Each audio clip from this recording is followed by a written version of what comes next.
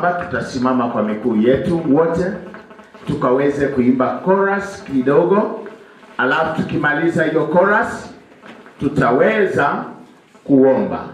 Program yetu ianzie mahali pale. Nitaomba mama yangu na nyanya wakuje wakalia upande huu, wakuje upande huu, nyanya wakuje upande huu. Mai wicho uwekhala nano ne bandu boano imesa nimewabariki.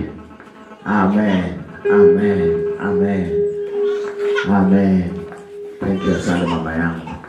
Bwana Yesu asifiwe. Inua mikono yako tupate chorus moja kwa muda mfupi sana ya worship, ya worship.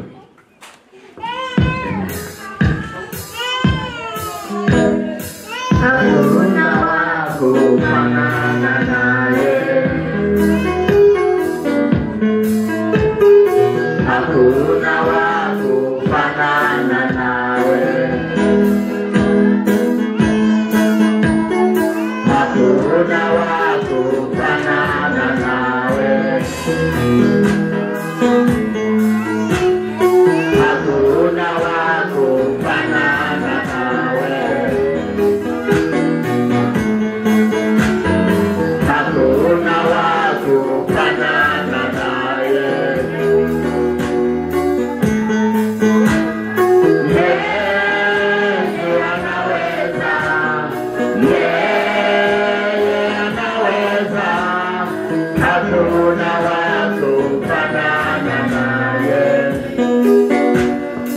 Baba mtakatifu, katika jina la Yesu Kristo, Mungu wetu, tunakushukuru, tunakutukuza mchana wa leo, maana hakuna wa kufanana nawe Yesu. Baba mwema, tumekuja katika ibada ya siku ya leo. Ni ibada kuu, ibada ya kipekee Bwana.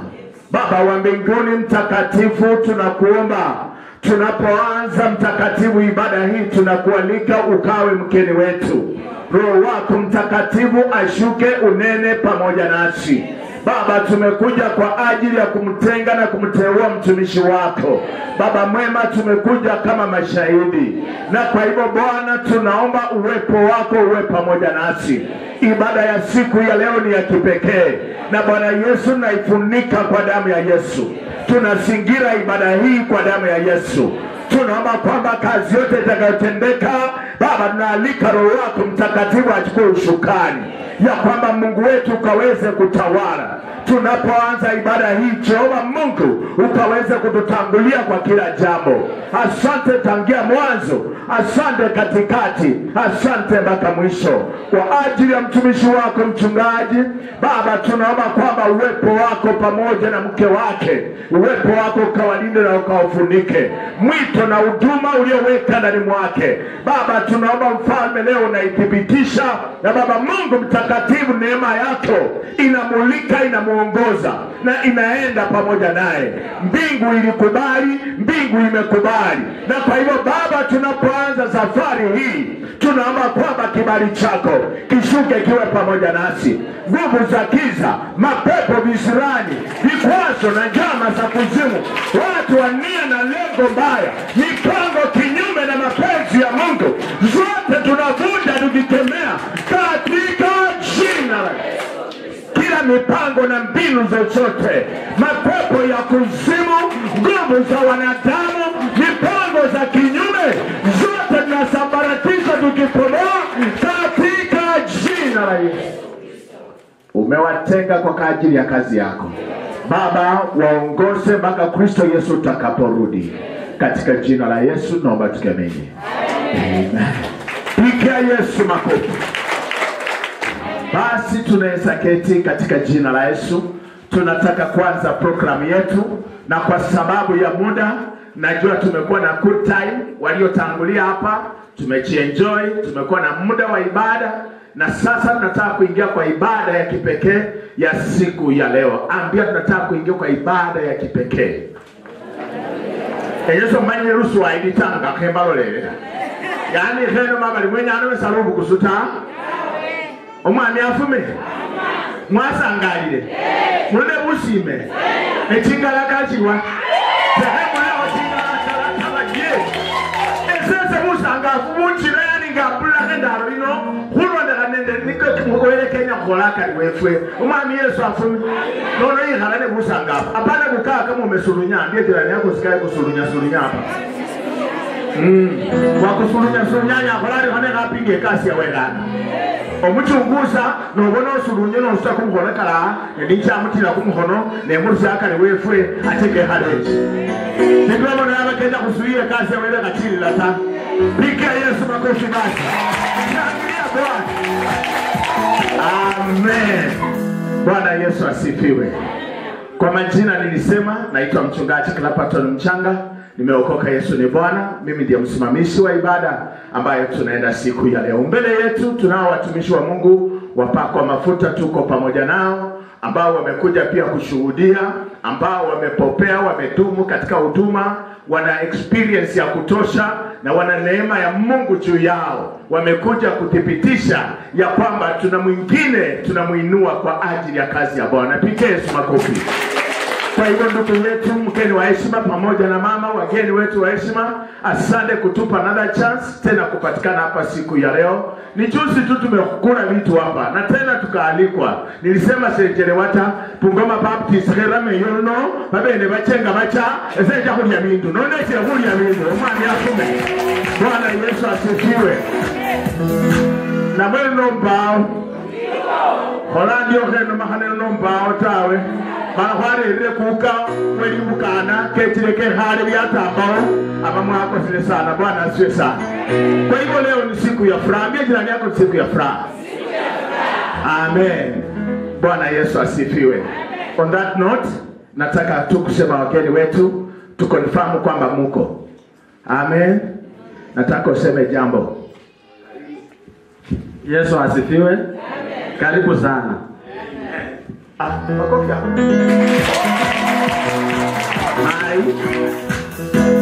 Bwana Yesu asifiwe. Karibuni wote. Sikia kama mko kwenu. Haleluya. Bwana Yesu asifiwe. Viongozi wa kanisa simameni tu. Manye bana bakupangira kulia. Bata ambao wale bakomanyisha banyabache bacheje sana. Sema Bwana asifiwe. Ayapikia wa viongozi makofi. Asante. Thank you. Bwana Yesu asifiwe. Huku mbele tuna wachungaji.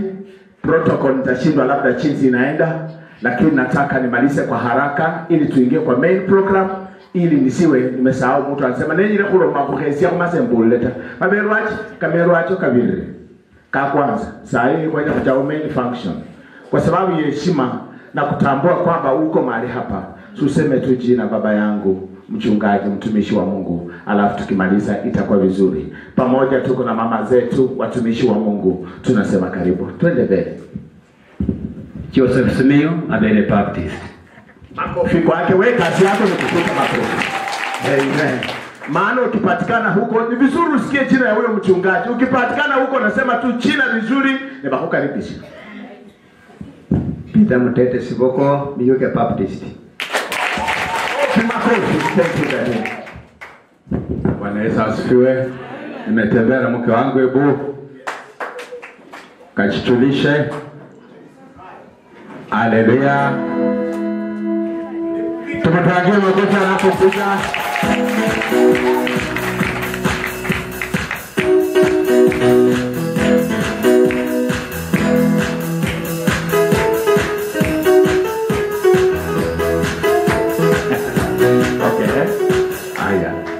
Mchungaji Linus Ohubo, Baptist Church Kitone. Karibuni. Makofi. Omwami afume Yesu. Mlange soli omwiro wa Samuel Wanjala wa Cheroti. Nangeni Baptist. Ya Nanda Nabeja. Alio Omo nanga na banaryo. Karibu mai.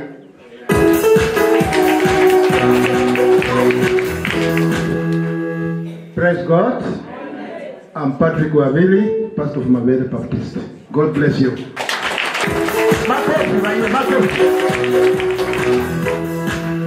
Tumekuruhusu Rubekarueno. Sema Rubekarueno.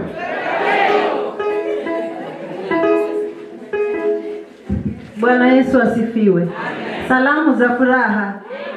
Majina ni Catherine Ofuba ameketi pale. Tunashukuru Mungu.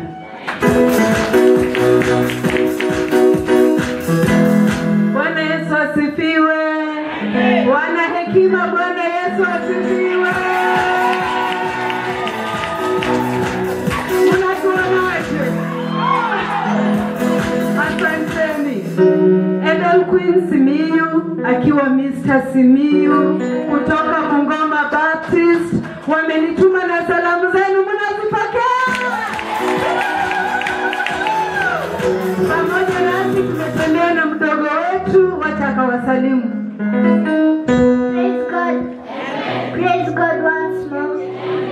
My name is Princess Chantel, second last born to Pastor Clapperton Simiyu.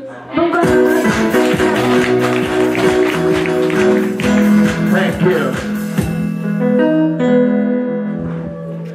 Hallelujah. Bwana asifiwe. Hallelujah tena. Majina Rosemary Wanjala. Mmemsikia mume wangu ndiye mchungaji. Mimi mwenyewe natoka katika kanisa la Nageni Baptist. Mkiniona hivi, mimi ndio wa kuzaa hao wote. Bwana asifiwe. Na mbarikiwe. Bwana Yesu asifiwe. Hololo. Hololo. Karibu mai. Mwami Yesu afuma. Lazima wele kukuima agweni wenywe.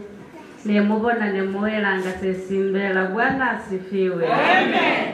Sima wele kakusafirishe. Mubule iwe safarugo amekuwa mwaminifu. Lisina wali Gladys Wanyonyi, mayo Rubanga Saba, Nebaveche Khulusita. Nimetembea na wawili hapo, wa kwanza na mmoja wa wale wa mwisho. Na nisimama.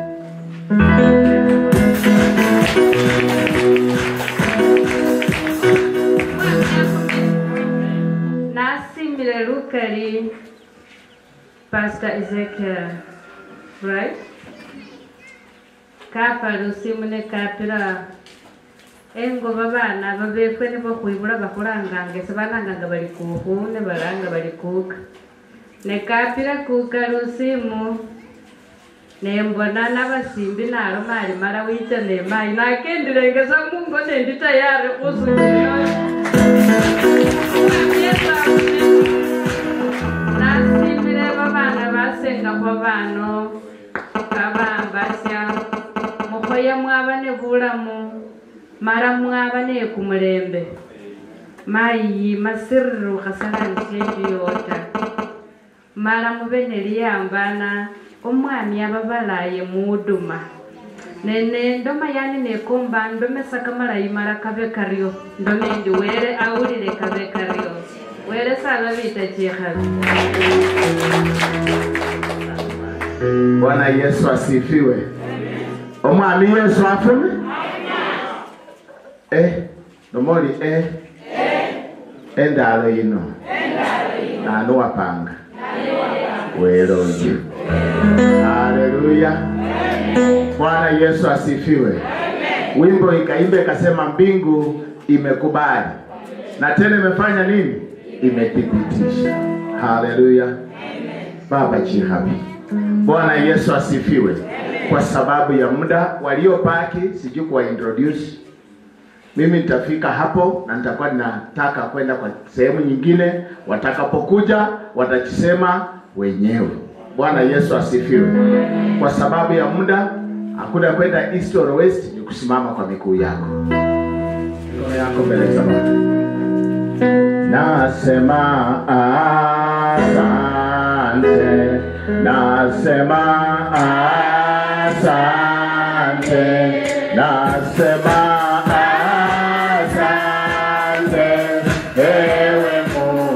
inua mikono kabisa. Baba nasema asante. Yesu nasema asante.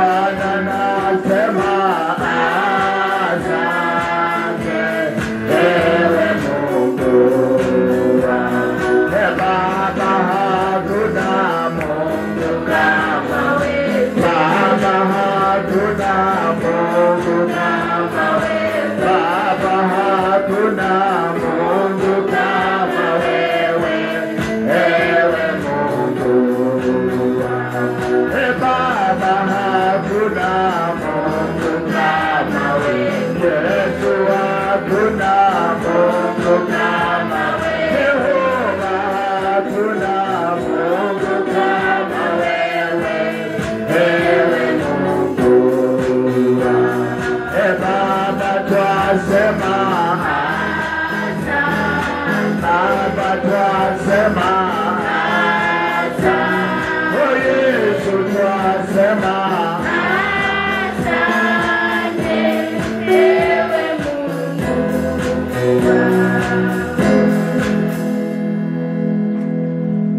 Baba Mungu wetu, katika jina la mwana Yesu Kristo, wewe ndio Mungu wa kipekee, mweza yote. Baba, wakati huu na saa huu nachukua mnenaji nikimweka mikononi mwako, ya kwamba Bwana uwepo wako unaandamana nao, ya kwamba unamfunulia yaliyojificha kwa wasomi. Bwana, unamupa kibali kwa sababu ya neno lako, unamupa kibali ni kwa sababu ya siku ya leo, unamupa kibali na kwa sababu ya wakati huu. Bwana Baba, tukuinua tukisema ni asante, uinuliwe uabudiwe, katika jina la Yesu Kristo tunaomba.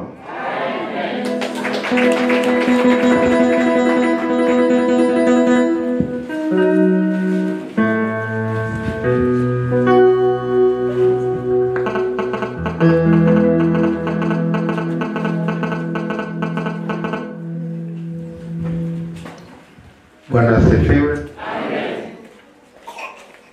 Amen. Kwa sababu leo kuna wageni ambao ni wageni waheshimiwa wa heshima, so tutakuwa tukiwaadresi wao kama ndio wametuleta hapa siku hii ya leo. Kwa hivyo wageni wa heshima, wachungaji ambao mko hapa, na sisi washiriki wote nasi ambao tuko hapa, napenda niwasalimu katika jina la Yesu. Bwana asifiwe. Amen. Bwana asifiwe tena. Amen. Nashukuru Mungu kwa nafasi hii na kwa wakati huu Mungu kunipatia nafasi siku ya leo kuwa katika kanisa ambalo linaitwa Hekima. Apini nimekuwa nikisikia hii jina, na leo ndio siku yangu ya kwanza kufika hapa. Kwa hivyo nashukuru Mungu sana kwa ajili ya tunuku ambayo Mungu amenipatia ili kusudi tukaweze kushiriki pamoja katika neno la Mwenyezi Mungu. Wakati mwingi huwa nasahau kusema jina langu, sababu najua nikiwa na wazee ambao wako hapa wananijua miaka ile iliyopita, najua kila mtu ananijua. Na kwa ajili ya watoto wadogo nitasema jina langu. Jina langu naitwa Askofu Nicodemus Wokuri. Natoka sehemu za Kimilili, huko ndiko ninakaa na hudumu huko kwa kanisa letu moja linaitwa First Baptist Church Kimilili. Nafanya kazi na makanisa ya Kibaptisti nchini Kenya. Nafanya kama mdhamini, hiyo ni Kiswahili, lakini Waingereza wanasema trustee, mlinzi wa mali ya Wabaptisti yote Kenya mzima, ninyi mkiwa ndani. Bwana asifiwe. Kwa hivyo siku ya leo nimefika hapa kwa ajili ya mwaliko wa huyu mtumishi wa Mungu kijana yangu, kwamba siku ya leo nikuje niweze kumkabidhi huyu Mungu kirasmi. Mungu anamjua, lakini lazima akabidhiwe kirasmi kama mtumishi wa Mungu, na hangeweza kuchukuliwa tu na mtu yeyote ampeleke kwa Mungu ili amkabidhi Mungu, isipokuwa wale ama yule ambaye tayari aliyokabidhiwa na Mungu. Siku yangu ya ordination ilikuwa mwaka wa 72. Ndio siku nilikuwa ordained kama siku hii ya leo. It was so good. Lakini nyinyi nimeona mmekaa kama vile baba yangu anasema mmekaa kama watu ambao mmefiwa.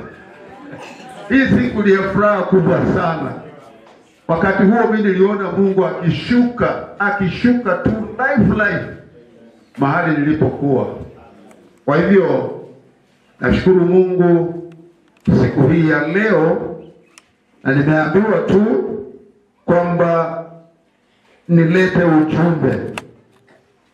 Kwa hivyo mambo yangu wakati mwingine sinanga mambo mengi, sababu asubuhi hii nimeongea na kuhu bishop huko nyumbani, nikamwambia ninaenda sehemu hizo za Webuye kwa kanisa lingine linaitwa Hekima, na mimi sipiki kanisa hilo,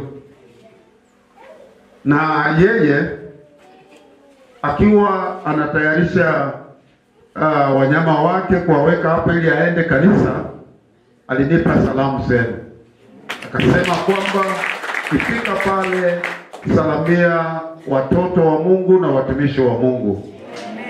Hasa salamu ambazo alizonipa specially kwa sababu alijua nitakutana na kijana yake ambaye anaitwa Cyrus, na sikujua nitapata msichana. Nilifikiria ni yeye tu, sikujua kwamba mama naye atakuja, lakini aliniambia nikusalamie na uende waambie usalamie kanisa la wa familia yako. Kwa hiyo hizo ni salamu za Kuhu Bishop. Sisi tunamuita Kuhu. Huko ukifika Kimilio Kisaka, Kuhu Bishop watakuonyesha ndiye huyu. Hawako wengi. Kwa hivyo naomba sana watoto wasichana wangu watumishi wa Mungu hawa wafike kiwango cha kuitwa Kuhu Pastor. Mungu awabariki sana.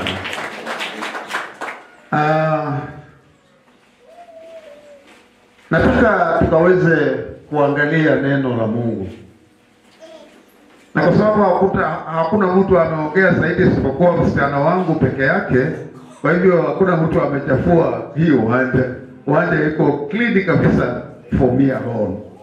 Kwa hivyo nataka tuangalie neno la Mungu kutoka katika kitabu cha barua ya kwanza ya Timotheo mlango wa 6 mstari wa 11 hadi mstari wa 16.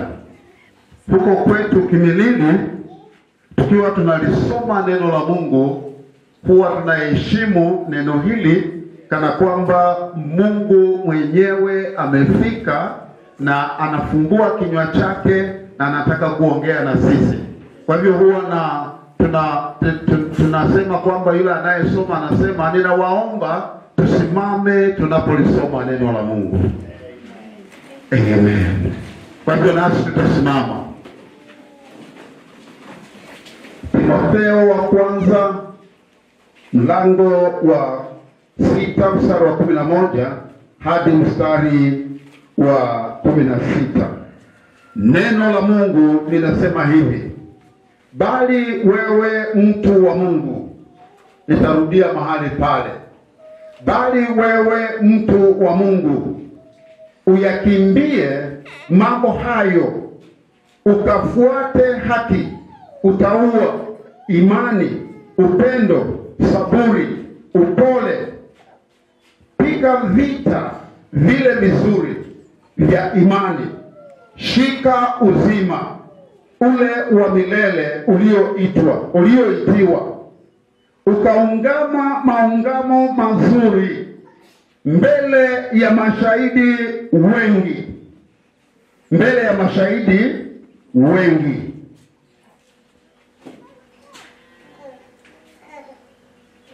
na kuakiza mbele za Mungu anayevihifadhi hai vitu vyote, na mbele za Kristo Yesu aliyeungama maungamo mazuri yale mbele ya Pontio Pilato, kwamba uilinde amri hii pasipo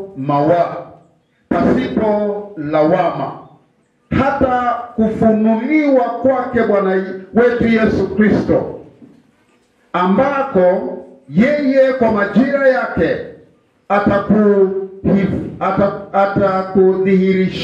atakudhihirisha yeye aliyehimidiwa, mwenye uweza peke yake, mfalme wa wafalme, Bwana wa mabwana, ambaye yeye peke yake hapatikani na mauti, amekaa katika nuru isiyoweza kuharibiwa, wala hakuna mwanadamu aliyemuona wala awezaye kumuona. Heshima na uweza una yeye hata milele. Amen. Baba, katika jina la Yesu Kristo, ninakutukuza Mungu kwa sababu wewe ni mfalme wa wafalme. Nafasi hii ni yako Mungu, lakini kwa sababu umempa mwanadamu, na siku ya leo umeona ya kwamba mimi nisimame kwa niaba yako nikiongea mbele ya watakatifu wako hawa, wateule wako, watumishi wako ambao umewaleta hapa siku ya leo. Nami mfalme, nanyenyekea mbele zako na mbele zao, ili wewe uinuliwe zaidi, na wewe ukanene na kila roho ambayo iko hapa Bwana. Mimi nikipaza sauti, wewe mwenyewe nena na watu wako. Katika Kristo Yesu tumeomba. Amen. Tuketi. Na Yesu asifiwe. Tumesoma neno la Mungu. Na ninaposoma mambo ya Agano la Kale, wakati neno la Mungu lilipokuwa limemalizwa kusoma, watu wanainama, wanaomba, wanashukuru Mungu na wanaenda nyumbani. Wanasema ya kwamba Mungu amenena. Lakini kwa wakati huu hatuwezi kufanya hivyo. Kwa wakati huu lazima tukaweze kufafanua neno hili, ili wale ambao wanaweza kulielewa zaidi, waweze kulielewa, wanaweza kulifahamu, na waweze kulitumia maishani mwao. So hiyo ndiyo sababu kila Jumapili mhubiri anasimama hapa. Usifikirie anasoma maneno yake. Usiseme ya kwamba Biblia anayoishika mkononi ni yake, ni neno la Mungu. Kwa hivyo kwa wiki mzima atakuwa anaongea na Mungu, atakuwa analisoma neno la Mungu, anasikiliza sauti ya Mungu. So anaposimama mahali hapa, he or she's representing God himself. Kwa hivyo nafasi hii mimi siichukuagi kuwa ni nafasi ya mhubiri. Hapana, ni nafasi ya Mungu mwenyewe. Na kwa sababu ya siku ya leo, vile ilivyo siku maalum, kuna ujumbe maalum kwa ajili yake, kwa hii familia. Kwa so, nikisema yake, hii mawazo sio Wabaptisti, mawazo ya wanadamu wanasema ya kwamba ninazungumza kwa Ezekiel. Ninazungumza Ezekiel wote wawili. Kwa sababu Biblia juzi mlikuwa hapa, wakasema ya kwamba wawili watakuwa nini? So I'm talking to him. I'm talking to him. So naongea kwa mwili huu. Huu ujumbe zaidi sana ni kwa ajili ya huyu, lakini ni kwetu sisi wote, including me. Bwana asifiwe. Kwa hivyo tumelisoma hilo neno. Tumesema ule mstari wa 5 alianza na kusema mstari wa 11 alianza na kusema, bali wewe mtu wa Mungu. That's a very strong word. That word goes across the whole Bible. bali wewe mtu wa Mungu. Ukisoma Agano la Kale, the servant of God was called a man of God.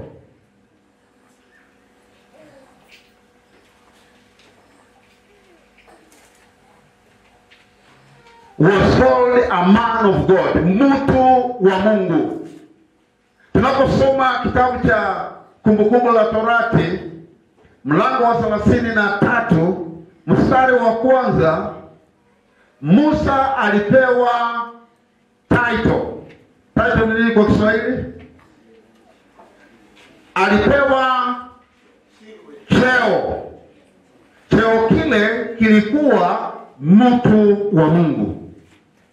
Tunaposoma katika kitabu cha Samueli wa kwanza mlango wa 2 mstari wa 27 hadi 28, Eli alipewa jina hilo, cheo kile cha mtu wa Mungu.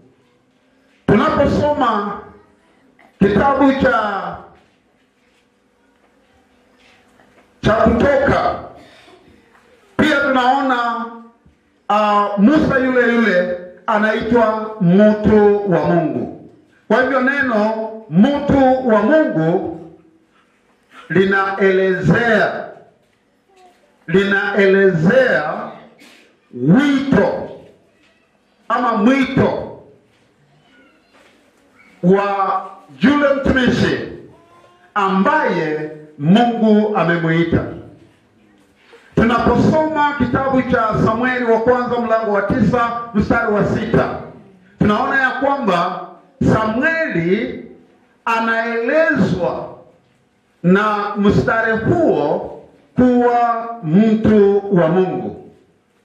Kwa hivyo mtu wa Mungu, Paulo anapoandika sio neno lake, alilitoa katika Agano la Kale. Kwa sababu gani? Kwa sababu he was addressing the young man called Timothy. Akamwambia, bali wewe mtu wa Mungu. Kwa hivyo nami Wakuri mchana wa leo nina address kijana mtumishi wa Mungu hapa anayeitwa Ezekieli.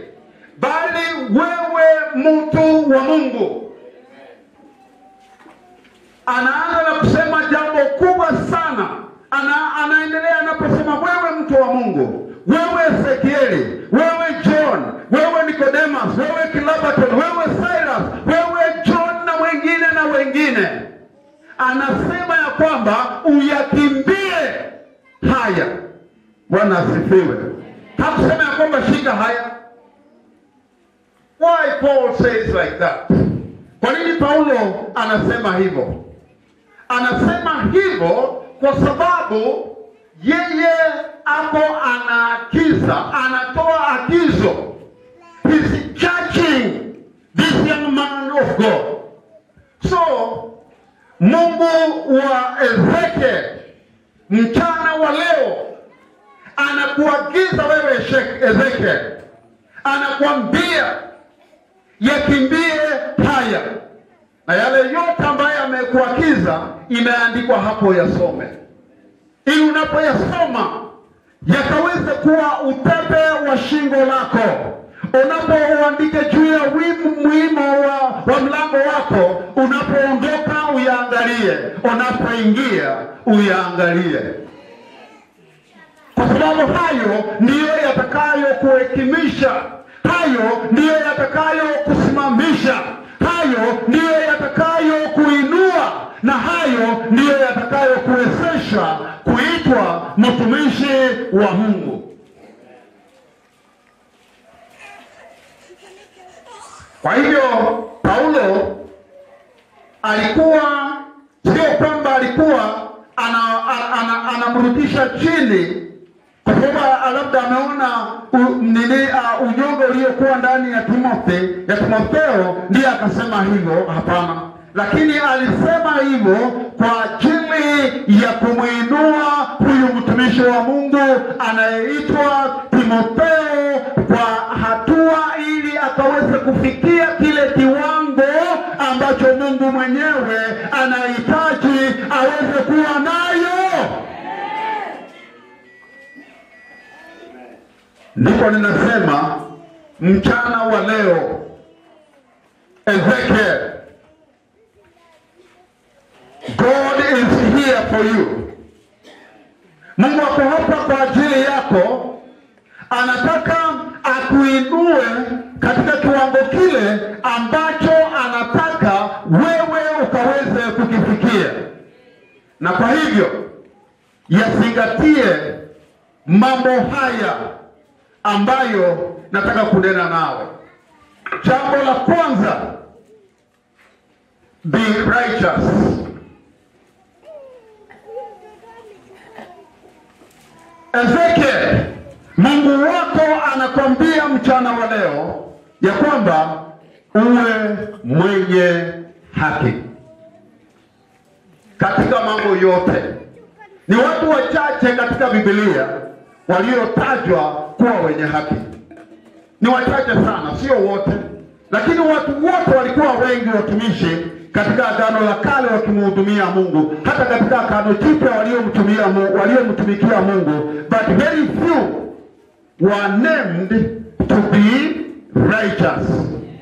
Therefore this morning, huyu Mungu anakwambia wewe Ezekieli uwe mtumishi mwenye haki. Haki haitokani na kung'ang'ana. Haki inatokana na Mungu mwenyewe. Anapoangalia tabia zako, anapoangalia mwenendo wako, anapoangalia usemi wako, anapoangalia vile unavyofanya, then he will call you a righteous man. Kwa sababu gani? Kwa sababu yeye ameona. Sio mtu anayekuona na kuwekelea haki, ni Mungu mwenyewe. Kwa hivyo mchana wa leo Mungu anasema, Ezekiel, uwe mwenye haki. Kuwa mwenye haki, kuna mambo matatu. There are 3 qualities. Kuna mambo matatu muhimu ambayo yanayodhibitisha na kuonyesha haki iliyomo ndani ya mtu.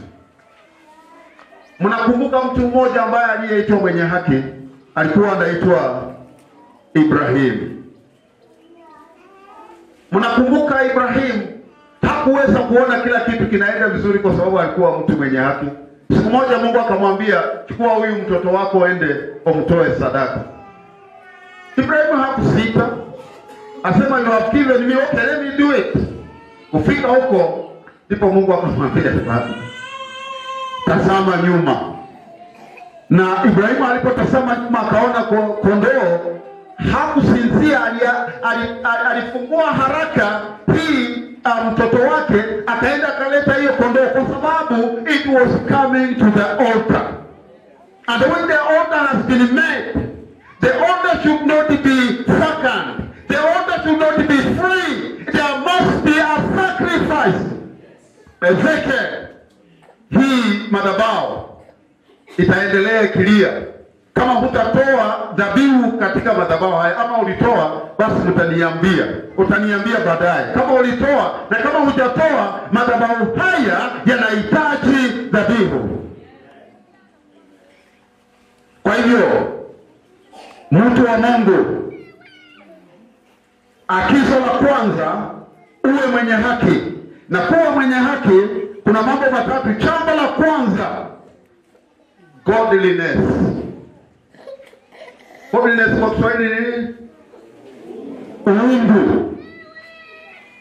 Let God depict, wacha Mungu aonekane ndani maishani mwako.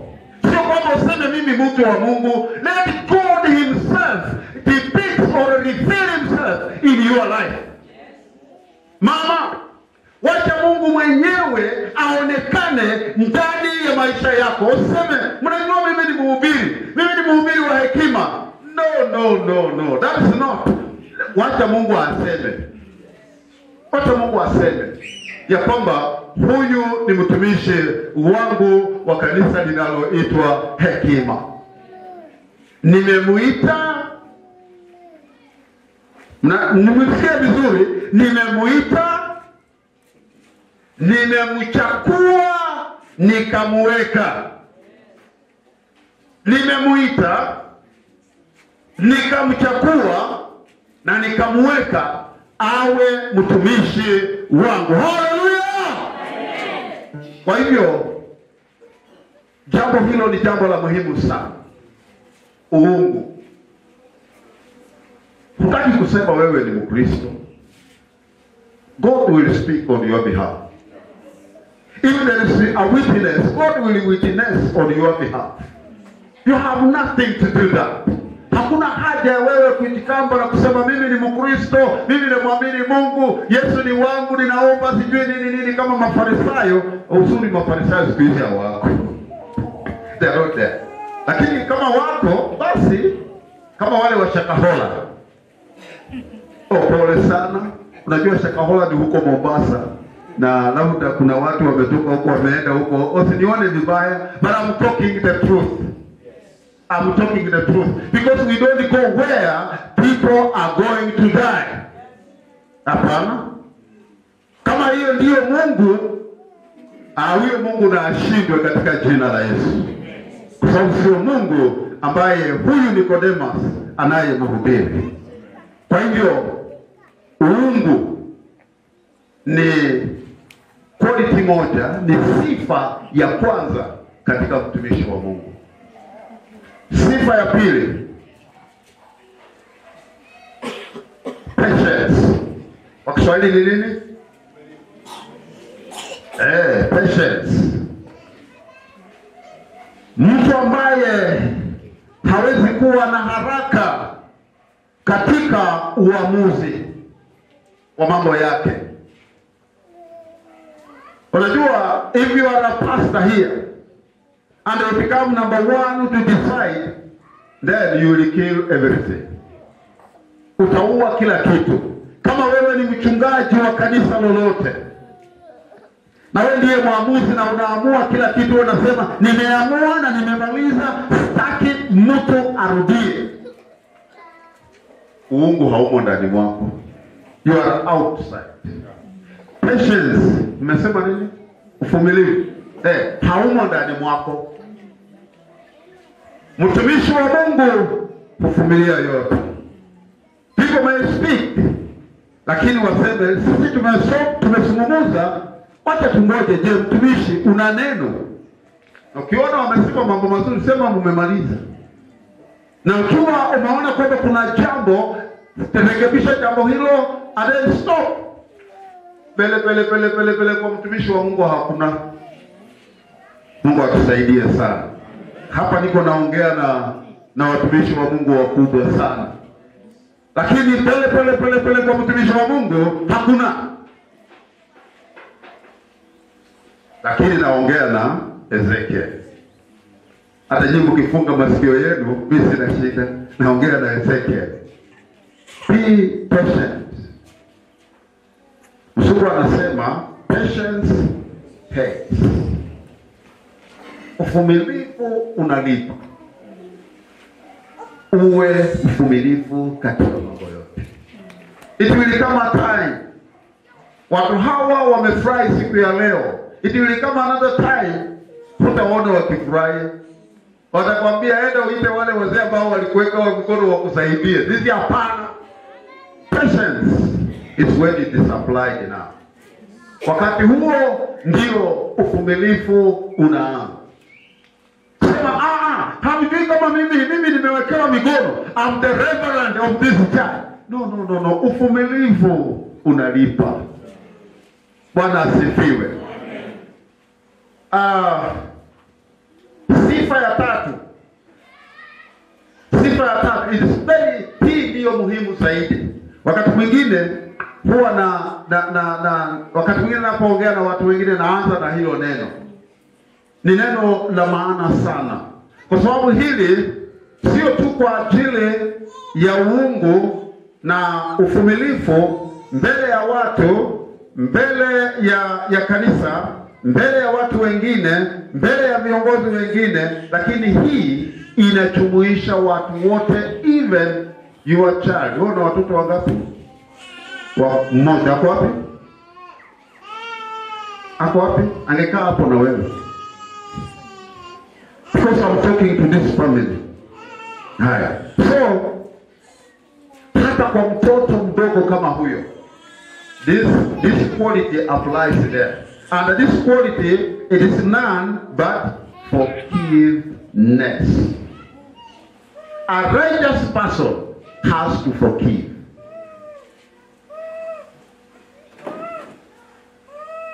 Unajua, kwa kuswali, esema sewe mabuya yote. Ese nyana bolela omundu yezidi umbeleta. Ati omukasedi mubola ndi mbeleta.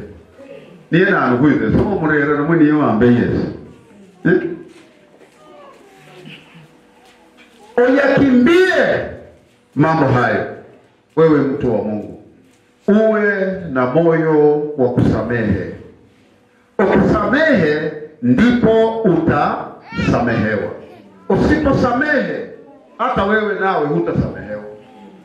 Bwana asifiwe. Naongea na watu wa Mungu jamani. Ikiwa uhusamehi mtu yeyote, ukumbuke hata uwe Mkristo na imba mpaka mbingu linafunguka, hutasamehewa. That is the Biblia. Hiyo ni Biblia. Unakuja hapa, umebeba sadaka unaleta kuweka.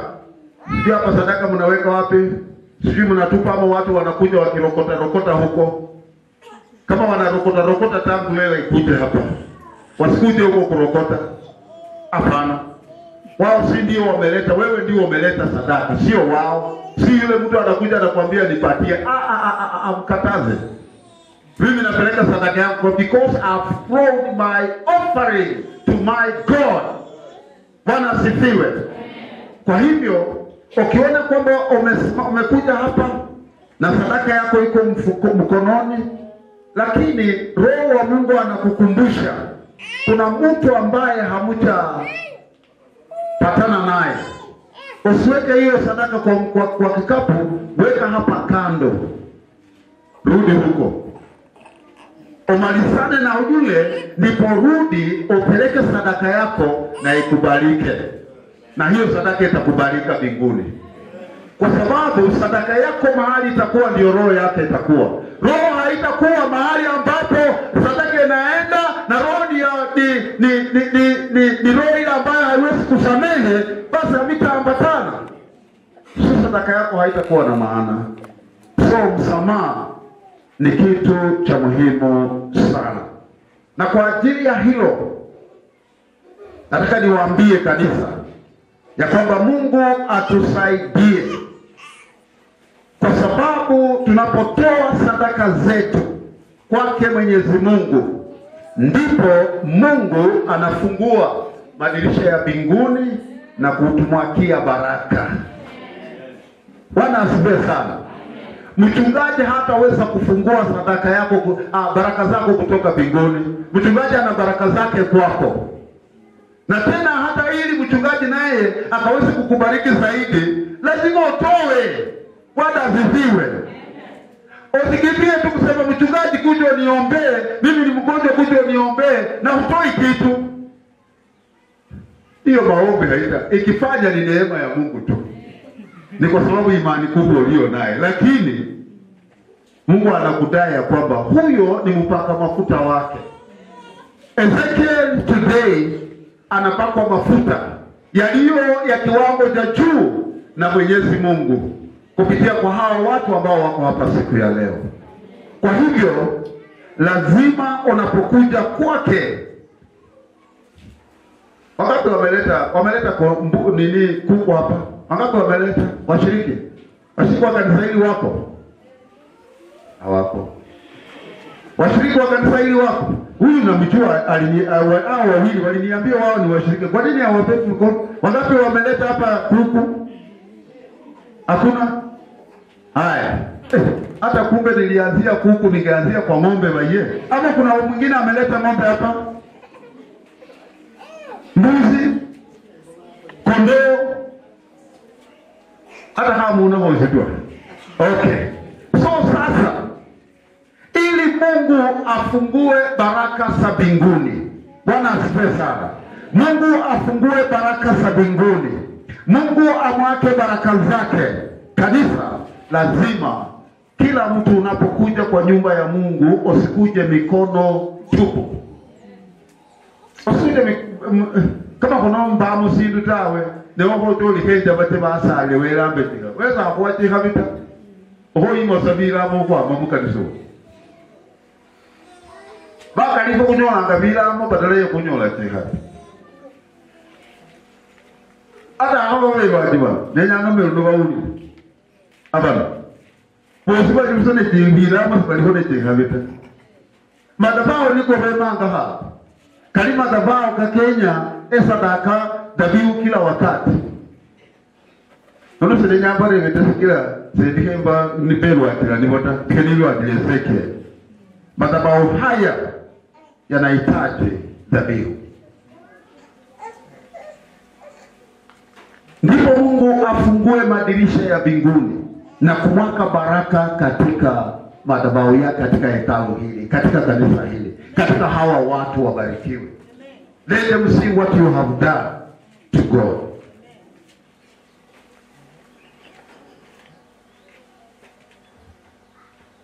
Jambo la pili ambalo linalofuakiza, be a witness of Christ. Uwe shahidi wa Yesu Kristo.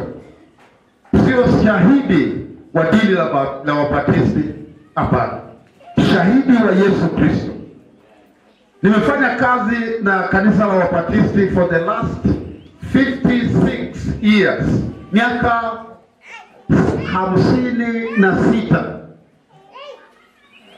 Lakini baraka ambazo ninazozipata, napata baraka kutoka kwake Mwenyezi Mungu. Kwa sababu ninamshuhudia Kristo. Nashukuru Mungu kwa ajili ya Wabaptisti, kwa sababu wale walionihubiria nikaokoka walikuwa Wabaptisti.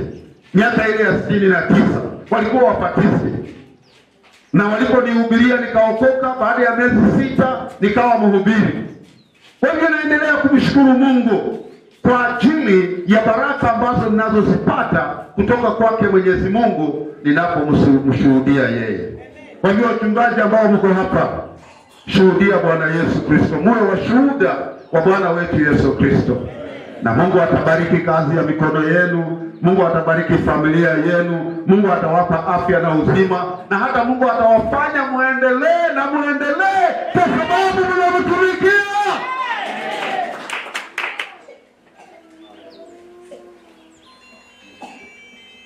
Ezekiel. Naelekea kutamatisha nikisema mambo haya. Haya ni kwako. Ukiri ulipokiri Bwana Yesu kama Bwana na Mwokozi wa maisha yako, wakati ulipokuwa ukitembea na yule mhubiri ambaye aliyekuwa pamoja na wewe, na ukaweza kumjua Mungu na ukaweza kujua wito wako, na sasa wewe ni mtumishi wa Mungu, nataka nikwambie mambo haya. Jambo la kwanza, uwe juu ya lawama. Be above reproach. Uwe juu ya lawama. Kuwa juu ya lawama kuna mambo mengi sana. Ukiwa unataka kuisoma, usome hiyo kitabu cha Timotheo mlango wa 3 kuanzia kwa mstari wa 1. Utasikia mambo ambayo utaambiwa mahali pale. Uwe juu ya lawama. Mtu yeyote, jirani yeyote asikulaumu ati kwa sababu alikupata wewe unapikana na mke wako mbele ya watu wengine. Ati nyinyi mnakombana, sijui mnafanya nini, sijui mnafanya nini. Hapana. Be above. Uwe juu. Wakati mwingine itafika ikiwa utatembea na kikundi hiki cha hawa wapakwa mafuta wa Mungu hawa, na ukiona ya kwamba kikundi hiki hali yao haifiki kiwango chako, get out from there. I'm speaking. Get out from there. Kwa sababu utapangwa yale ambayo utaenda choo. Bwana asifiwe. Make sure the call that you have, it is only your call. It is your calling. Your call is not my call. Your call is not his. It's not his. It's not his. It's not his. It's not his. Nor he. It is not. So you have to make sure that you obey your call and you walk as per your call. Ndipo nasema hata baba kusuko sifanye liko ndio walomanga. Waloma liko no mungile linda isana. Wanasema hivi. Siku hii ya leo ife ogo kwara munjo ya wele ino kumukasa. Wewe anga wale kumukasa. Kumukasa. Aya, anaua lakini kumukasa. Abubu amine kumukasa ibindi ko bibiri tafauti.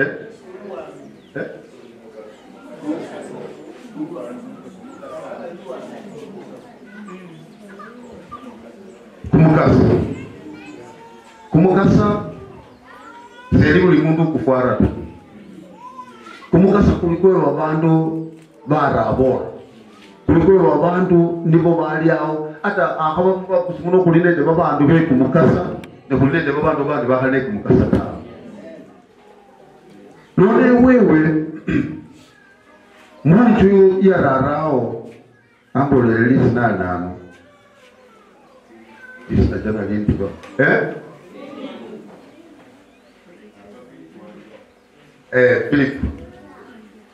Philip wanda, yes. Wakala mulimo babana bakali sana ni basa. Lakini sebali wose bane bakabanyula kumukasa. Aliwe wenge.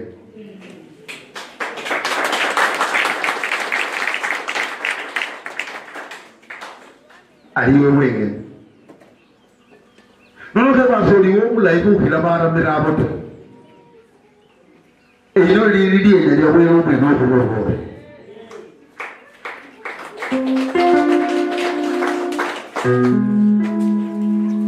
Fara kumukasa mungu. Kumukasa kulinde. Kulinde. Ninarudia. Linde ile ni kazi ambayo nafaa kutumia leo.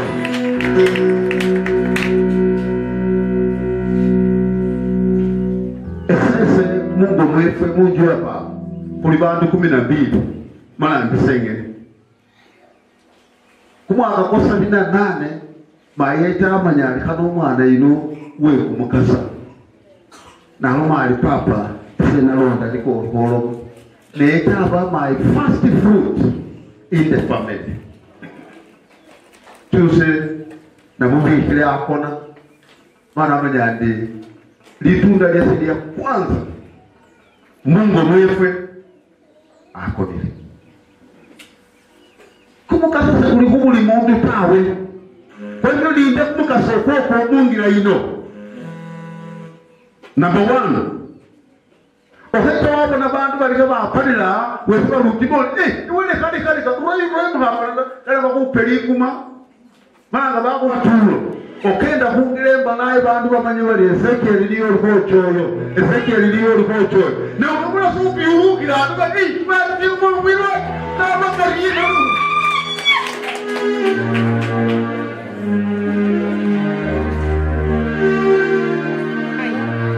sobola mundu bambali kano okendo olio pebulile wakana ne sirupi kano okolori omanyire sirupi kano okolori kumukaso okulinda nakole kimyaka 56 sana alinda kumukaso okopata sai kule hata sikira bafwa mana bambo laba kuno kukuo okuli na kulinda kabisa mwaka sana kwa mwaka sana kwa 2003 na mwaka na ya 2003 na tena afaro mambo na yese hakulinde. That is why nienda ana angelo kuitaniyo abele roho unangese nita to bani. Oh serious, I will not come. Serious, I will not come. Ese ndio somo omwiro wa pesa nane. Ese ndio pesa nane. Na pesa nane ndio mwenye maana buli Mungu akulaga sana kimoja. Okulaga sana kimoja. Maka wamwiro wa pesa nane ta. No, even the Bible says if you consecrate yourself, you will be used for the noble work. Sio tu hata vikiosi kivyote ni wote moja hapa ninaona kwa kumka kwa ultima vikiosi kita sawa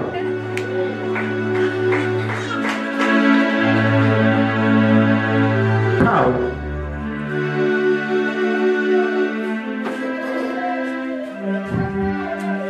kanisa na malisa nikinyenyekea na kusema hivi, watu wa Mungu, Mungu anatupenda. Mungu ambaye ametuleta hapa amekuwa na sababu katika maisha yako na katika maisha yangu.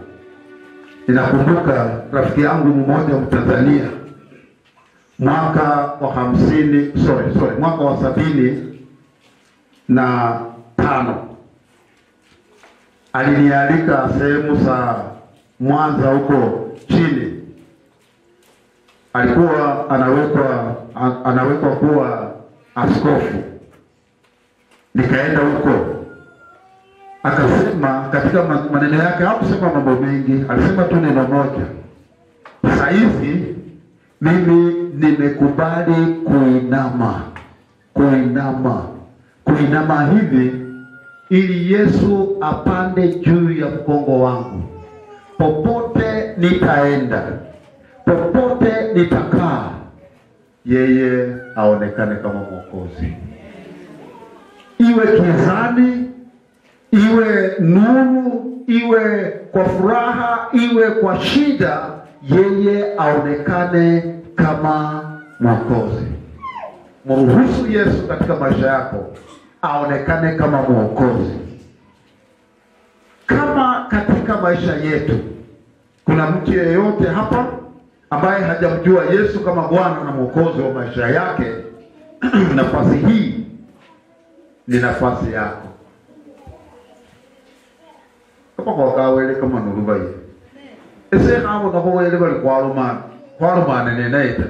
Kimi akaka usina sita. Noma nanga atomuloswa salala anyalao kujala anyana mwana ewe. Kuhubasta. Kuhubisho. Duno nenya kulia osnali. Sina ruile na ruile se na tekile binodia binu. Nono kane mupe. Kane halali. Atomona tawe kuhu. Sikila nono mulanga uli kuhu. Vabe ndikoeba mulanga baliyo. Miso ndibye mulanga baliyo nono abe baliyaya. Nuna abese nikabe mulanga.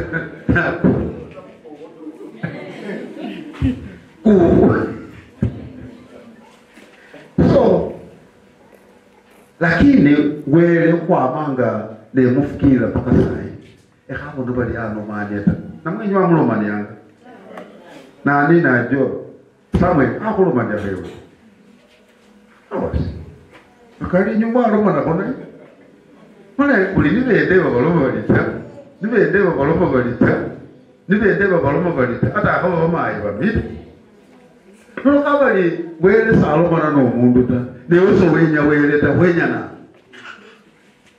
kushetani kana kukupeliko kushetani kana kuharesike kushetani kana kukusememo kushetani kana kukole kulisindu sio sitimu sikila niko kulikusiku. Bwana asifiwe sana. Kwa hivyo kamaliza kusema ya kwamba Mungu wetu awabariki na Mungu awainue na Mungu akubariki wakati unapochukua hii huduma mikononi mwako kirasmi. Na Mungu atubariki sisi sote.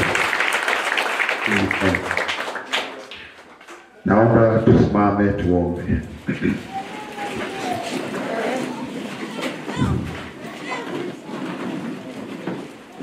Baba, katika jina la Yesu Kristo, ninakushukuru Mungu.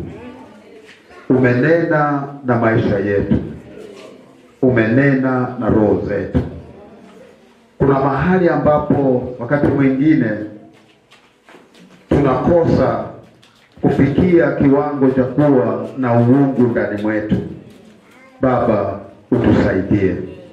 Kuna wakati ambapo tunafikia mahali ambapo hata haki yako inakosekana ndani mwetu. Mungu, tunaomba utusamehe ili kila wakati utuweke katika ile njia ambayo unataka tuwe Bwana, sababu sisi ni watumishi wako. Tunakushukuru Mungu kwa ajili ya neno lako hili. Tuomba lipate nafasi katika mioyo zetu. Tuomba lipate kibali katika maisha yetu na likaweze kutusaidia. Asante Mungu mwaminifu. Katika jina la Yesu tumeomba. Amen. Amen. Haleluya. Haleluya. Amen. Sema wow. Bwana Yesu asifiwe. Amen. Katika kumbukumbu ya maisha utakumbukwa ulikuwa sehemu ya siku kuu kama hii. Bwana Yesu asifiwe. Amen. Kwa hivyo jihesabu wewe ni wa baraka. Amen. Baba yetu, tunasema asante. Asante kuleta ujumbe wa wakati kwa ajili yetu. Tumepokea kulingana na matarajio yetu. Mungu akubariki, Mungu akulinde. Uko na horo ndiole harupa inebwe niyo nono wakaja abasawa ababuru rakanyole ko sindu. Haleluya. Alakona hoto la harupa ina mweze kyole abweni na mweze wasomina ko sindu kona kaho baba. Eliya sekamenya sabusa mundu achayo amole ni kwalala na shida yake inapunguka. Si ni kweli? Bwana Yesu asifiwe. Kwa hivyo nataka kusema kwamba nashukuru kwa neno la Bwana, nashukuru kwa sehemu ambayo tumefika. Okay. Haleluya. Ndugu yangu, nafikiri umepokea sehemu ya pamoja na mama, pamoja na kijana wenu. Amen. Kuna jambo moja mimi nimeshika. Bali kumbuka somo lorie. Ishika pia peke yake. Itakulisha. Bwana Yesu asifiwe. Ameongelea 95 2005 sahi 2015. 95 akifanywa ordination yeye. 2005 walifanywa ordination mimi. 2015 tunafanyia Iseke. Hallelujah. 2025. Hallelujah. Bwana Yesu asifiwe. Ukiona hiyo sequence jinsi imeenda, Mungu hajai kuacha walio wake. God kumukasona kulinda kukulisi. Seme amen. Nolinda kumukasa kukulisia. Nolinda kumukasa ofwaramo. Nolinda kumukasa kukubalaya. Nolinda kumukasa kukusuta. Nolinda kumukasa kwikula chingira. Esese wefwe kubera kumukasa okwo sare bo wabire webuyeta. Bwana asifiwe. Nobola bali wewe yerufosi. Nobola ngokubirafu amanyireta. Lakini kubera kumukasa America ngenda ngai. Baba, chokeza America. Hallelujah. Kubera kumukasa Australia kuchayo. Pokea. Kubera kumukasa Europe kuchayo. Hii mnashout America, come on. Unaona kumkasa neema ya baraka. Mbeke utakuwa unabadilisha jinsi unavyotaka kwa sababu ya kumkasa. Linda kumkasa. Piga Yesu makofi. Bwana Yesu asifiwe. Baba alisema jambo moja. Mnyalama babakadi. Lakini ni mmoja tu umeitika. Tunza hiyo. Haleluya. Bwana Yesu asifiwe. Wangapi bado wamefurahi? Huyo mwenye ako huko nyuma na hiyo mashini kubwa hiyo ni TV yetu ya West TV. Na vile niliwaambia siku hiyo ya kwamba huwa na ubiri kwa TV. Huyo ndio huwa na record na kila Ijumaa kuanzia saa 2 mpaka saa 3 huwa nakuwa kwa TV. Ukiangalia kwa TV utaniona na huyo ndio huwa anakuwa pamoja naye. Pigia Yesu makofi.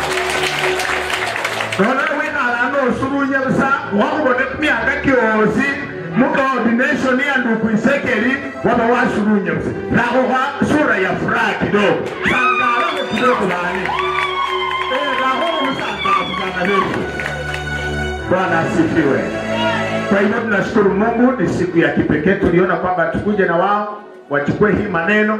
Itafika wakati tutamtuma Ezekiel ataenda kuhubiri kwa hiyo TV, nitampa nafasi ila ahubiri muone pia na huku na injili iendelee kwenda mbele.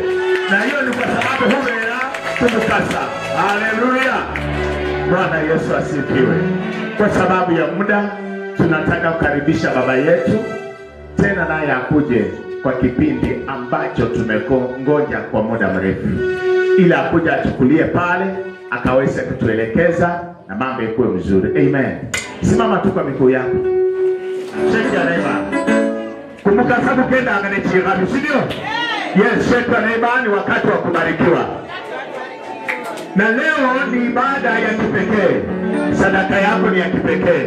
Na baraka zako ni special za kipekee. Sadaka hii unayotoa inaweza vunja nira, inaweza kufungulia milango, inaweza panua njia zako, inaweza sababisha upate kazi. Mwenye umeng'ang'ana kutafuta kazi fulong, inaweza fanya watoto wako wafunguliwe, inaweza sababisha yale yamechelewa kwa muda mrefu ukayapokee, kwa sababu neema ya Bwana iko pamoja katika ibada ya kipekee kwa ajili ya ndugu Yesu. Nataka uchukue sadaka yako mkononi, tunataka kumtolea Bwana. Tunataka kushukuru Bwana kwa sadaka hii.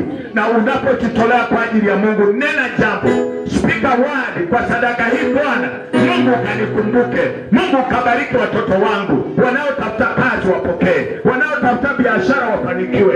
Mungu naomba sadaka hii ikaleta uponyaji, ikaponye kwa letu, ikaponye watoto wangu, ikajidhihirisha katika maishani.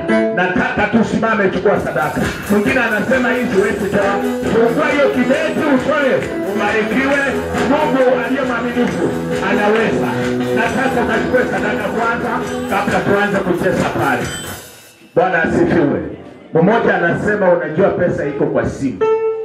Hiyo pesa iko kwa simu ni sadaka. Tunaiombea ibarikiwe. Amen. Tunaweka sisi kwa simu gani? Second.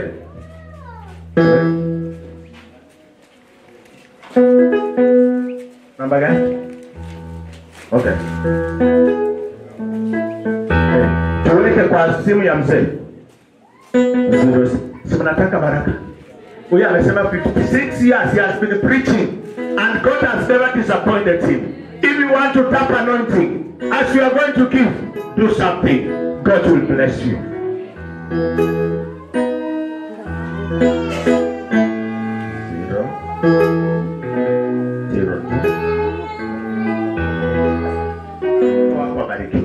Ili mwaka time like this tuwe na ushuhuda kwamba Mungu alitenda. Chukua sadaka yako mkononi katika jina la Yesu. My wife give me some money so that I can also give as you take another one there. Shika sadaka mkononi tukaweze kuomba. Baba mtakatifu, katika jina la Yesu Kristo, Mungu wa mbinguni, tunanyosha mikono zetu mbele zako, maana umenena pamoja nasi. Baba Mungu, kwa neno lako umetukumbusha ni wewe Mungu wa wakati, Mungu uliye pamoja nasi. Mungu wetu, umetuambia mwelekeo wako unaohitaji tufuate ili tukabarikiwe na tukaweze kuwa watumishi wema wanaofaa machoni mwako. Hata Baba, tunaposimama sasa tunayo sadaka mikononi. kwa sadaka hii mikononi mwetu na kwa simu zetu. Sadaka hii inatufungulia njia. Sadaka hii inaleta uzima. Sadaka hii inaleta baraka. Sadaka hii inaenda kuvunja kila nira na kila mbinu zote shetani alikuwa ametutesa nazo. Tunavunja kila laana, tunavunja kila nguvu za kuzimu, kila magonjwa, kila miteko na misukumo yote ya shetani ametutesa nayo. Kwa sadaka hii Baba, tunaomba nira zote zivunjike, ili watumishi wa Mungu wapone, watumishi wa Mungu wabarikiwe. Mikono inayotoa ipokee baraka zako. Mikono inayotoa ifunguliwe kwa kazi, kwa biashara, kwa watoto wao wapate ndoa, wapate kazi, wapate school fees kwa ajili ya watoto wao, kwa ajili ya kupanda machakula. Baba, ukabariki mashamba yao, biashara zibarikiwe, mifuko yao na wanyama wabarikiwe. Kwa siku ya leo, kwa sadaka hii Mungu, wacha neema yake kawashukie na inene mema maishani mwao. Asante maana wewe ni Mungu. Katika jina la Yesu tunaomba tukiamini. Amen. Bwana wabariki, tupe wimbo unapokuja hapa kwa furaha tukitoa sadaka zetu katika jina la Yesu. Shika sadaka hii mikononi mwako. Baba wa mbinguni, na iakilisha mbele zako ya kwamba mtakatifu, kwa matoleo haya maisha yao yakabarikiwe, watoto wao wabarikiwe, mashamba yao ibarikiwe, kazi ya mikono yao ibarikiwe. Tunanena amani kwa ndoa, tunanena amani kwa kazi, tunanena amani kwa mashamba na kwa mifuko yao. Baba, asante maana umetenda. Katika jina la Yesu tunaomba tukiamini. Amen. Asante Yesu. Amen. Bwana Yesu asifiwe. Mali ikapa mingi. Hiyo inaitwa Lifwenesi. Hiyo shamba ibarikiwe. Kwa hivyo, sema kwa hivyo. Karibu tunaenda kukula. Hebu angalia huko. Harufu inakuja smart upande huu. Si namna hiyo? Tuangalie tu huko. Sinakuja, sio? Basi nataka tumalize ruangu so that tuende kwa jambo linalofuata. Bwana Yesu asifiwe. Kwa sababu ya muda, nataka kukaribisha baba yetu akaweze kuja from there, akaweze kutuelekeza kwa sehemu inayofuata. Piga Yesu makofi, shangilia tu hivi. Makofi namna hii mpaka atakapofika mahali hapa. Haleluya. Haleluya. Asante sana mchungaji. Ninashukuru Mungu kwa ajili ya wakati wote ambao umepita katika sehemu ya neno, sehemu ya saka zetu, na hata katika ushirika wa siku ya leo. Bwana Yesu asifiwe. Bwana asifiwe tena. Niliwaambia mimi ni mchungaji Cyrus Wanyonyi. Niko na mke wangu ameongea, tunaweza simama tu kafanya haya. Huyo ni mke wangu ameongea. Niko na watoto wangu hapa wawili. Niko na Edmond, mtoto wetu wa kwanza, na niko na mtoto wetu wa nne anaitwa Brian. Bwana asifiwe.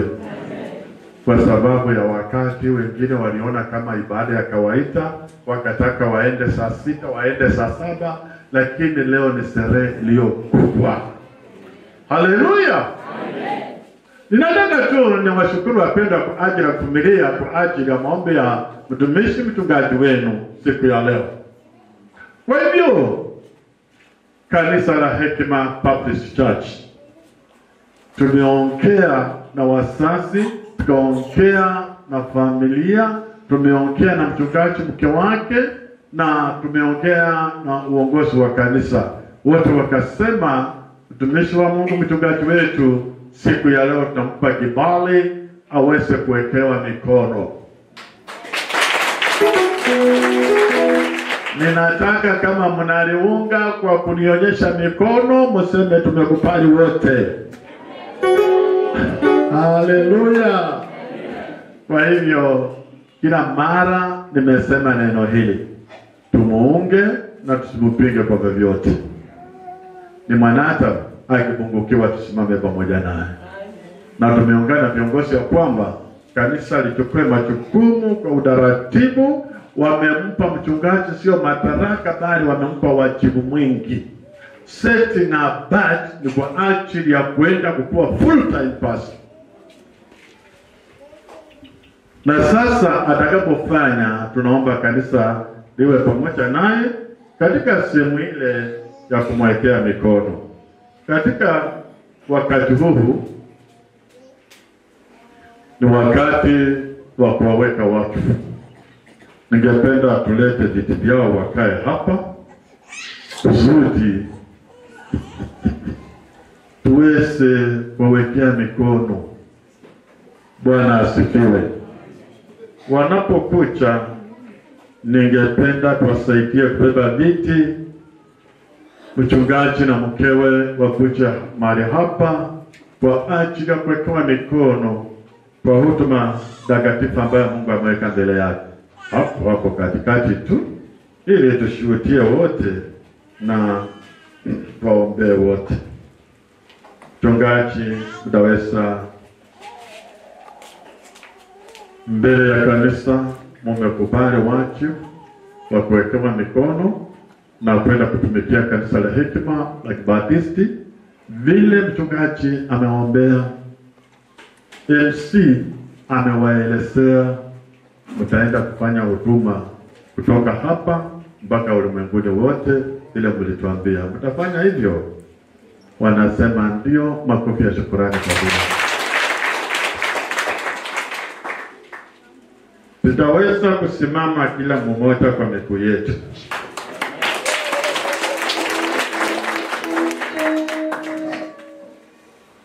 Kama tungekuwa kwa sababu ya maombi, tungependa tupate kiti hapa maalumu. Neno limepita, tuweze kuweka mbeleni mwa Bwana katika maombi. Katika maombi yetu nilipeleka tukaomba nao kanso ambayo ni ordination kanso ya watu 5 ambayo imepelekwa. Mimi ni mmoja wao, Bishop Nicodemus Wopuri ambaye ndiye mzee wetu, kiongozi wetu, pamoja Reverend Abadan Mchanga, mchungaji wetu, na tuko na wachungaji wawili tungekuwa nao hapa. Mmoja anaitwa Pastor Reverend Geoffrey, amepata shida, amepata ajali na mkuu wake hakumwezesha kufika, lakini hapo pamoja nasi. Tuko na mchungaji Gilbert Venesia ambaye tungefika hapa mahali hapa, lakini shughuli ya kanisa ikamshinda. Baptist Convention Kenya waliwakubali, wamewapa kibali waweke wakfu watumishi wa Mungu siku ya leo. Makofi kwa kuwapokea. Tutaleta hapa kitu wapige magoti, sio kazi ya kusimama tena, tuwaweke wakfu katika hali ya kupiga magoti. Hakuna hata kitu cha kuweka hapo wapige magoti. Kama hakuna mtumishi wa Mungu,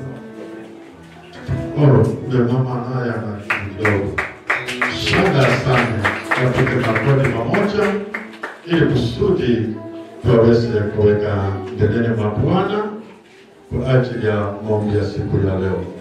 Ninasoma katika Samueli wa kwanza mlango 16 kifungu cha akatuma mtu naye akamleta kwao, naye alikuwa mekundu mwenye macho mazuri na umbo lake lilikuwa la kupendeza. Bwana akasema, ondoka umutie mafuta, maana huyu ndiye. Ndipo Samueli akatoa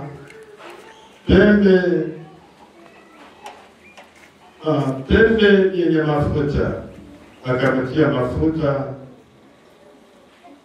kati ya ndugu zake, na roho ya Bwana ikamjia Daudi kwa nguvu tangu siku ile. Bwana abariki maandiko. Amen. Baba wa baraka, katika jina la Yesu, Mungu, kwa utukufu wa jina lako twatetemeka mbele zako. Maana mtakatifu, siku ya leo mafuta yako ambayo mtakatifu ulitumia mtumishi wako leo inamwagika kwa ajili ya kuwatenga na kuwateua watumishi hawa. Baba Mungu, tumekuja kama mashahidi, na Baba wa neema tunashuhudia mafuta ikitiririka maishani mwao. Kwa hivyo Baba, tunaachilia neema neema ambayo hawakuwa wamewahi kuiona, neema ya uzima, neema ya uponyaji, neema ya miujiza na ishara. Talanta zako mfalme ulizonena ndani mwao, na kibali na mwito wako na vipawa na karama zako zote Baba, zikatumike kupitia ndani mwao. Wengi watapitia mikononi mwao, wengi watapona, wengi watafunguliwa. Ufalme wa Mungu utapanuka kupitia kwa kazi ya mikono ya watumishi wako Baba. Ukawalinde, ukawape afya, ukawape amani, ukawape neema Baba, waishi kwa kibali chako. Asante maana wewe ni Mungu. Katika jina la Yesu tuomba tukiamini. Amen.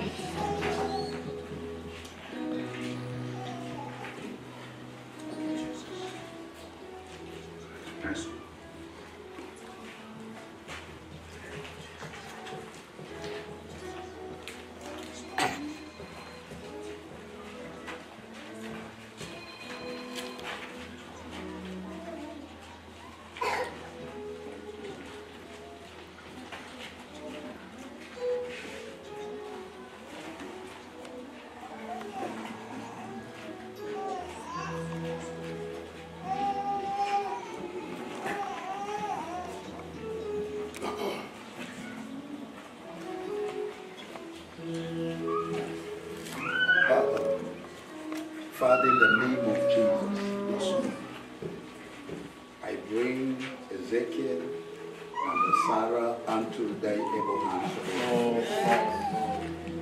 That Lord, you have appointed them to hear your servant in your house. You have, Lord Father, made them to be, and today, Lord, you are setting them apart for your use and for your glory. Kwa hivyo Baba wa mbinguni, ninapoweka mikono yangu juu yao, ninajua ya kwamba hawa watumishi wako utawatumia kwa njia ile ambayo nayo itenda Bwana. Katika jina la Yesu Kristo, watasimama, wataangusha, wataharibu, wataangamiza kila mipango zote za ibilisi na kujenga ufalme wa mbinguni. Mungu ukawasaidie wanapoendelea kutenda mambo haya. Katika jina la Baba na la Mwana na la Roho Mtakatifu, kanisa liseme amen.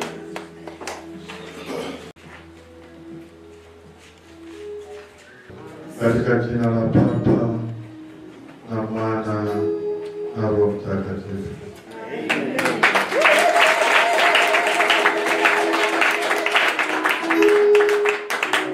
Utamtumikia huyu Mungu ambaye amekuita katika maisha yako yote. Mfalme, katika jina la Yesu Kristo na Mungu, ulipochagua mitume, wakati huu tumeweka mtumishi wako huyu Ezekiel Mukai wa mchana pamoja na mkewe mikononi mwako Bwana. Wameombewa na watumishi wako na tunaweka mikononi mwako. Roho Mtakatifu awe juu yao. Utawapa hekima na uwezo wa kufanya kazi ambayo imetengwa pamoja na kanisa la hekima. Na baadaye wafanye mpaka kwa ulimwengu wote ambao umewaita kufanya. Simama pamoja na wao katika mwito ambao umewaita kufanya. Wakati ambapo wanakutana na majaribu na challenges katika utuma, Baba ukawape moyo uvumilivu. Wafanyie kazi yako watu wa kanisa hili. Wafanyie kazi yako kwa ajili ya ulimwengu mzima. Yesu Kristo, jina lako liukariwe kupitia kwa watumishi wako. Inajua mara nyingi wanapotengwa shetani anahangaika. Shetani wa vikwazo, shetani wa kitina, shetani wa chuki, shetani wa ubaya. Tunamkataa katika jina la Yesu Kristo atuweze kushindwa. Roho wako Mtakatifu awaongoze. Aliongoza mtumishi wako Baba awaongoze. Katika upande huu Baba awaongoze. Katika kanisa hili Mwana wa Mungu awaongoze. Katika kila sehemu wanapopita wakaone mkono wako. Baba wa mbinguni, mpaka siku watakapoona uzima wa milele. Baba asante. Ni ishara ya kuwatenga. Ni ishara ya kuwapa majukumu. Ni ishara ya kuwatuma katika hali takatifu ya Mungu aliye mbinguni. Baba wetu wataangaza. Roho wako Mtakatifu atawaangaza. Nguvu na malaika wako watasimama na wao. Watawakinga na matatizo ya ulimwengu. Watawalinda mfano, watawainua. Watakuwa katika kiwango kwa utukufu wako. Asante Bwana. Asante kwa ajili ya ushuhuda wa leo. Asante kwa ajili ya mfalme na uamuzi wamefanya siku ya leo. Asante kwa ajili ya kanisa hili na wachungaji ambao wamealikwa mahali hapa kushuhudia siku hii. Wote wameombea tukiamini Baba uwepo wako na uwezo wako pamoja na wao. Asante mfalme. Baba wako mpako mafuta wa Mungu manata asimukuse. Wawe wakiendelea wakitoa roho yako iwe juu yako. Mfalme asante. Bwana wa amani asante. Mfalme wa milele asante. Hata wanapoweka wajibu na kukumbuka nyumba yao. Bariki maisha yao, wabariki nyumba yao. Bariki wito wao, wabariki hata wazazi wao. Asante Bwana. Asante Kristo. Katika jina la Yesu Kristo tunabariki.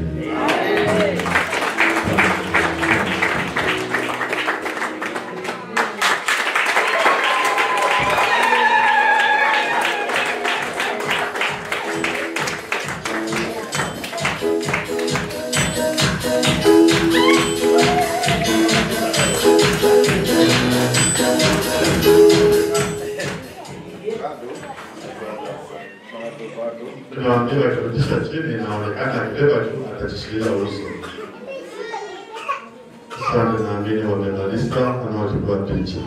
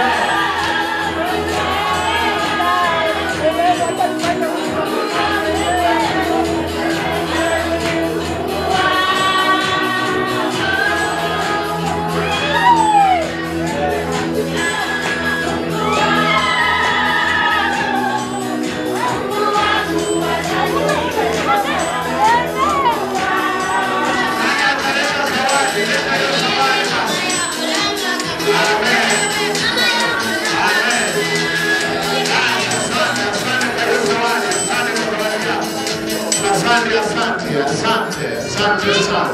Yeye amekuwa akiwaita baba na wao pia wataanza kumuita baba, na hiyo ndio baraka kubwa. Haleluya! Maana wakimuita hivyo ndio ataendelea kuwalea na neema hiyo itaendelea kwa juu yao. Bwana Yesu asifiwe. Kwa hiyo tuketi kidogo tu na tangazo moja, au wapenda wapaki tu hapa, tutawapea nafasi ya kuongea. Simameni tu, mmezoea kusimama. Bwana Yesu asifiwe. Haya, salamu ya pesa sijasuria, ya sawati sijasuria. Wakati mengine wameokopa, wanaweka karamu, wanaweka mambo mengine, wanaenda pole pole. Baptist Convention of Kenya wanataka kila mchungaji afanye harusi na kila mchungaji awe ordained minister. Na baadaye wanaenda kuapply kwa kuwa officiating officers ili kusudi wafanye wajibu wetu wote. Tunaomba wachungaji wetu ambao hawatafanya wafanye kwa sababu requirement ya kanisa la Kibaptisti nchini Kenya, na baadaye kwa huduma ambao Mungu ameweka mbele yetu tuweze kuyafanya yote. Bwana asifiwe. Ninampa tu Reverend Sage useme neno moja, mama aseme neno moja kabla kurudisha kwa programu. Bwana Yesu asifiwe tena. Ni wakati mwema ambao tunashukuru Mungu kwa maana Mungu wetu kwa umbali ambao ametutoa itakuwa rahisi. Tumepita katika milima na mabonde, lakini kila ambacho Mungu alianzisha hata mwanadamu usimame mbele hautafaulu. Sisi tunashukuru Mungu kwa maana ametulinda. Tulipopanga hii safari imekuwa mzito, lakini Mungu wetu ni mwaminifu. Zaidi sana nashukuru washirika wa Hekima, mmekuwa msaada katika safari hii. Mungu ameweza kuwabariki sana. Hii ni watu wazuri, ninawapenda. Ninawapenda mbele wa ukubwa wetu. Waje niwashuhudie kwamba ni watu wazuri. Bwana Yesu asifiwe. Alafu nashukuru pia askofu kwa maana amesikia mwito wetu na amekuja, ametimiliza vile Mungu anavyopenda. Mimi nawaahidi mbele ya Mungu ya kwamba kazi ya Mungu nitafanya na nitafanya mpaka kifo changu. Kwa majina ninaitwa Mama Sara, mke wa mchungaji Ezekiel Mugai Wanjala. Mungu akaweze kuwabariki Reverend Ezekiel.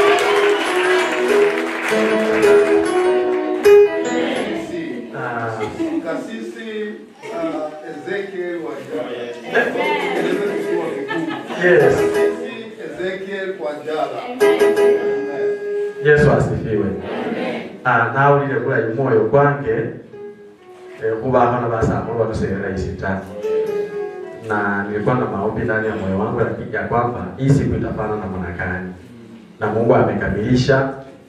Na shamba bado nataka niseme tu ni kwamba waendelee kutuombea. Maana tumeingia katika uwanja na tuna imani ya kwamba wanapotuombea tutashikana na kazi ya Mungu itaenda mbele. Kubera biza sinyana kwa kama gatawera aba wechikabi mwezi mumwichana nyo bantu balayi mara mwabutikije kula ikutira ne mukole kazi ya babo wewe. Wera aba wechikabi. Connection ya Mungu. Make the favor of God locate them, everyone. Mwenye ataingia kwa madhabahu haya. Kwa madhabahu haya ina uhai. Amen.